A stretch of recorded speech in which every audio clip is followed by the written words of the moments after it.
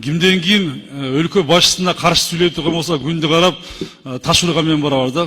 Ал таш өзүңүзгө тийиши мүмкүн. Мындай кичине бир сыйлап мамлекетке ушундай биздин өлкө башчыда эч ким 30 жылда эч ким андай жакшы иштерди алып барган эмес. Садыр Жапаровду колдоп, аны сындоого чакырган Фархат Исмаиловдун мамлекет башчыны күнгө салыштырганы социал тармактарда бир топ талкууга калды. Дегеле акыркы жылдары кыргыз интернет айтыгында айрым саясатчыларга карата кошоматчы, пактачы деген сөздөр колдонулуп, ар кандай тамаша мемдер жасалып келет. Президентти мактап, сөздөрү талкууга калган эл өкүлдөрүн эстеп көрөлү.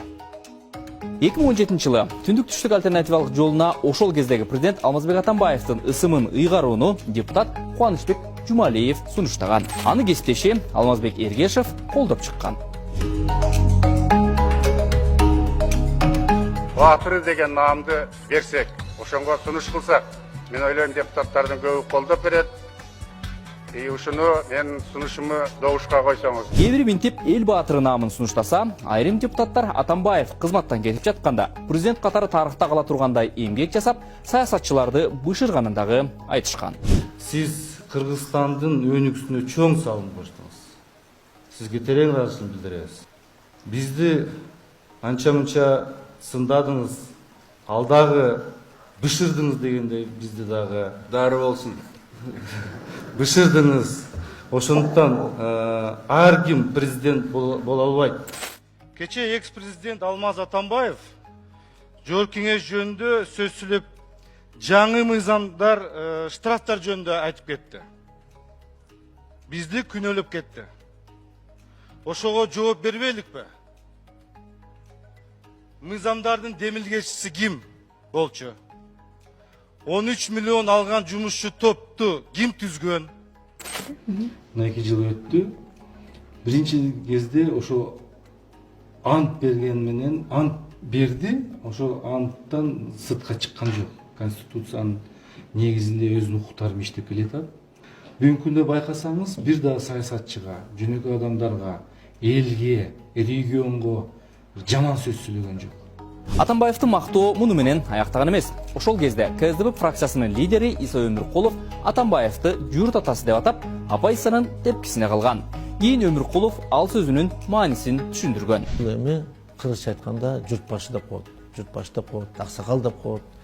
Бүгүн президент ошондой ыйгарым укуктары бар, конституция боюнча жалпы эл шайлаган президент. Антке менен Өмүркулов Атамбаев кызматтан кеткенден кийин анын ишмердүүлүгүн кескин сындап, кол тийбестиктен ажыратуу демилгесин колдогондордун бири болду. Учурунда сүйлөсө болот эле. Коопсуздук комитет бүгүн репрессивный органга айланды деп. АКСти түзгөн ким эле?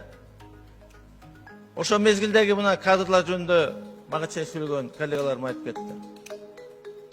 Сабатсыз, тажрыйбасы жок. Ошентип коомчулук президентти журт атасы деп атоону жагалдануу деп кабыл алганы менен депутаттар эле эмес, саясатчылар деле ал сөздү айтып жүрүштү.